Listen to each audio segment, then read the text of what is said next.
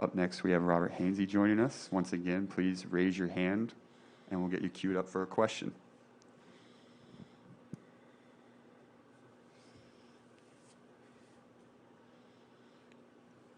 Going first with Josh Allen. Go ahead. Hey, Robert. How are we doing today? Good. How are you? Good. Just wondering, who's been like your mentor or someone that you've leaned on throughout this entire process, whether it be former players, coaches, staff, and have you had any communications with the Buccaneers so far? Guys I've leaned on. I mean, I like Mike McGlinchey, Quentin Nelson, Sam Mustipher, Alex Bars. Those guys I played with who've done this stuff. I talked to them a ton about it, so I think I have a pretty good idea of what I'm getting myself into, and I'll know what steps to take. And anytime I ever need anything, I can always pick up the phone and talk to those guys, and they'll always be there for me. And no, I don't think I've talked to the Buccaneers yet. Up next, we have Tyler James. Go ahead. Hey, Robert, what did you learn about yourself at the Senior Bowl, and how important were those reps you were able to take on the interior of the offensive line? I mean, I learned that. I mean, I knew I could do. I knew I could play different positions, and I was excited to get the opportunity to do so, and really excited for other people to see me get the opportunity to do so. So, I mean, it was really just a lot of fun. Honestly, like for me, I just was excited to get in there and do something new, play a new position, and show other people I can do it, because I knew that's what everyone wanted to see. So for me, I was just doing what I knew how. Up next, we have Alex Cazoro. Hey, Robert, how you doing? Good. How are you?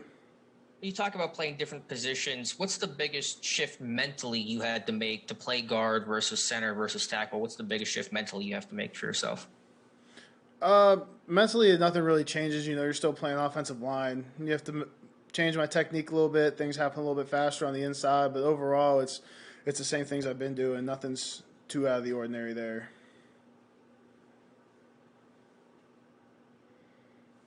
Next, we'll go to Patrick Engel. Go ahead. Hey, Robert, in a couple of years of spending time around some of the guys who were going to be competing to fill your spot, and Liam's and Aaron and Tommy's, what did you notice about some of those guys, and where you think and kind of the position that that group sits in and what they can do?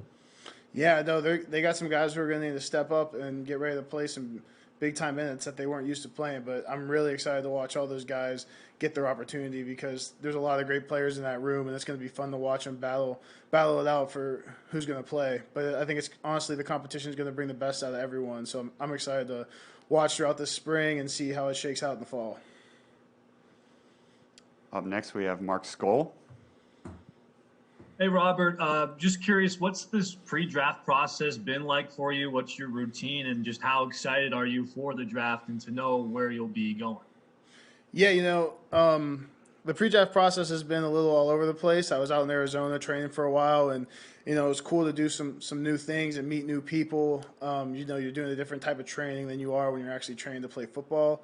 So, yeah, I am very excited to know kind of for the draft to come and to know where I'm going, to actually have an idea of what to do, because the end of the season up until then, you're kind of just bouncing around. You don't really know where you're going to be. You don't really know what's going on. So you kind of just take it one day at a time. So that's kind of what I'm doing now, just trying to train, get ready for pro day. And then once pro day's over, get back into some more football specific training, which will be fun. Next, we'll go to Matthias Ornelas. Robert, Mateus from Time Out Podcast here in Brazil. Congratulations for going for the NFL draft. We have a lot of Notre Dame offensive line going for draft. And how do you think that all these guys having chances on the NFL talks about the full potential of this offensive line? Yeah, you know, I mean, the three guys I'm coming out with, Tommy, Liam, and Banks, I mean, I'm so excited to see what all four of us have the opportunity to do. We got to play a lot of football together, and now we get to go do our own thing somewhere else. But we're coached the same, and I know the potential these guys have and what great players they're all going to be. So I can't wait to see what they do at the next level. Up next, we'll go to Dan Wilkensen. Go ahead, Dan. Hey, Robert. Dan Wilkensen from the Brawl Network. How you doing? Good. How are you? I'm doing well. Hey, Good. Congratulations on the upcoming draft pick. I'm sure you're going to do well. Thank you. Quick question for you. I know there's a ton of talk about offensive lineman needing versatility. I know that's one of your calling cards. Other than that, just talk about maybe your competitive advantage across other folks that are getting drafted this year at your position. Then secondly, I cover the Chargers out here in LA. Where do you see yourself fitting with the team? Have you talked to them? Maybe some insight there. Yeah, I mean, you touched on a little bit. Versatility is something big. I know I can play all 5 positions in the NFL, and I think teams like that a lot.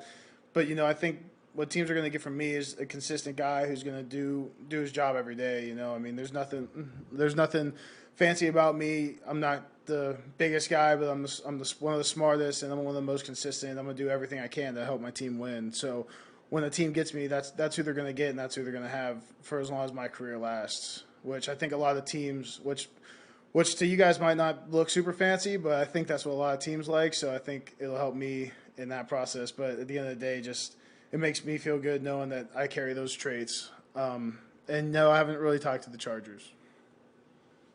Awesome. Thanks so much. Yep. We'll go to Pete Sampson next. Go ahead, Pete. Robert, when you were coming up, you had Banks and Ian, Liam, and Tommy. You guys sort of grew up together. Jarrett's still here. I was curious about the leadership challenge that faces him, about trying to bring up really 4 new starters, and just sort of what his personality is like that makes you feel like he's ready for that kind of challenge. Yeah, having known Jarrett for a couple of years and knowing the player in person he is, I don't have any doubts that he's going to be able to do that. Jarrett's a no-nonsense kind of guy where he's going to do everything he needs to do to get ready. And if other guys take notice of the way Jarrett prepares, they're going to be just fine. He has some older guys, like Josh Lugg in that room as well, who's going to be able to help him. And Lugg's started plenty of games and knows what it takes. So it's not just Jarrett. And I think they're going to do a great job bringing those guys along because they know how it's supposed to be done. We're going to go to Matt Freeman next. Go ahead, Matt. Hey, Robert. Notre Dame has 3 early enrollee offensive linemen this year. What's kind of the toughest challenge for those guys coming in mid-year? And, I mean, what kind of advantage is it for them at the end of the day? I mean, the advantage is getting an extra spring ball in. For me, like, I came in early and I got to do the whole spring ball before we went to fall camp, and that's what gave me my opportunity that I had. I mean, it's a challenge, just what you can expect. It's different than high school. You gotta get it together. You gotta understand who you are and what's important, and it's not you who's important. It's the unit and it's the team. So some guys don't always know that, but once you kind of get here and are able to learn what it's about and adapt to the offensive line culture, you're going to do great things. And I've seen, I got to see a little bit of practice. I'm excited to keep watching spring ball and see how those guys do and help them as much as I can. I'm going to go back to Tyler James. Go ahead, Tyler. Hey, Robert. The list of guys that were recruited by Harry Easton is dwindling. So I know that he made a lasting impact on you guys. How do you feel like you guys, as one of the last classes that he recruited and coached at Notre Dame, have sort of carried on that tradition from Coach Easton to Coach Quinn? Yeah, I think I owe a ton to Coach Easton, how he coached me that first year. That's obviously the time in the young player's career when he has the most to learn and he's the most moldable.